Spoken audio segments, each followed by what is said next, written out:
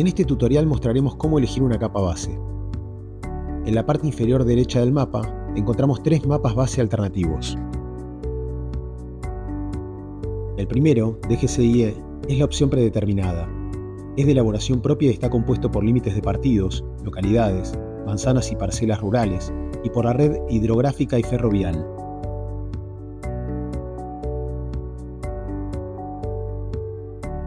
El segundo es ArgenMap, proporcionado por el Instituto Geográfico Nacional de la República Argentina, que es el mapa digital oficial de nuestro país. El tercero es el de OpenStreetMap, que proviene de un proyecto colaborativo.